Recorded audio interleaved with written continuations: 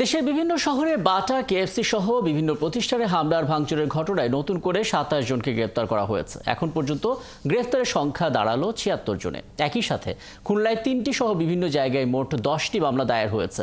আটকদের পরিবারের দাবি, কোনো ধরনের প্রমাণ ছাড়াই তাদের গ্রেপ্তার করা হয়েছে, যদিও পুলিশ বলছে যথেষ্ট প্রমাণ নিয়েই তারা অভিযুক্তদের চিহ্নিত করেছেন। সহকর্মীদের তথ্য এবং ছবিতে প্রতিবেদন। খুলনায় বাটা, কেএফসি ও ডমিনোস পিৎজা সহ বিভিন্ন প্রতিষ্ঠানে ভাঙচুর ও লুটপাট হয় সোমবার বিকেল থেকে সন্ধ্যা পর্যন্ত। এরপর মামলা না হলেও পুলিশের ভাষ্য, সিসিটিভির ফুটেজ দেখে ৩১ জনকে আটক করা হয়। পরে তাদের আদালতের নির্দেশে কারাগারে পাঠানো হয়।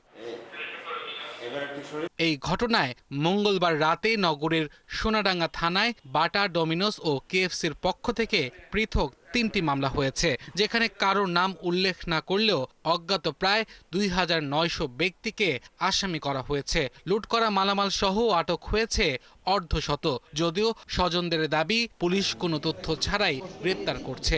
আমার স্বামী তো ড্রাইভার, কিন্তু আমার স্বামীর রাস্তাতে প্যাসেঞ্জারের সাথে ধরে ওই রিক্সাও আটকে রাখছে, স্বামীরও আটকে কেসে দিয়ে দিচ্ছে।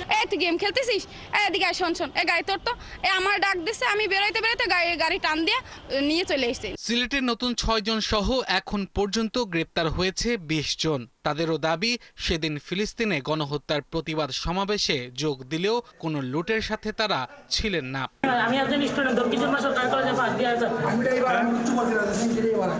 তবে পুলিশ বলছে তারা কাউকেই শুধু সন্দেহ করে গ্রেপ্তার করছেন না। আমাদের যে সকল ফুটেজগুলো আমরা খুঁটিয়ে আরো দেখছি যে তাদেরকে আইডেন্টিফাই করে আরো আসামি আমরা অতি শীঘ্রই গ্রেপ্তার করতে পারবো। ক্ষতিগ্রস্ত প্রতিষ্ঠানের প্রতিনিধিদের দাবি, একটি মহল দেশকে অস্থিতিশীল করতে ষড়যন্ত্র করছে, যার পরিপ্রেক্ষিতে এই হামলা ও লুটপাট। আমাদের বিল্ডিং এ প্রথমে আক্রমণ হয়েছে, কিছু উত্তেজিত জনতায় ঢিল ছুড়ে তারপর চলে যায়, কিন্তু পরবর্তীতে যখন তৃতীয়বার এসে এটাকে ইয়ে করা, তাইলে সেটা আমি মনে করছি যে একটা সাবোটাজ এবং দেশকে অস্থিতিশীল পরিস্থিতিতে নেওয়ার জন্য একটা মহল চক্র এটা কাজ করে। কুমিল্লার কেএফসি রেস্টুরেন্টে ভাঙচুরের ঘটনায় সাফায়েত, জিহাদ ও আবু বক্কর নামে ৩ জন গ্রেপ্তার হয়েছে।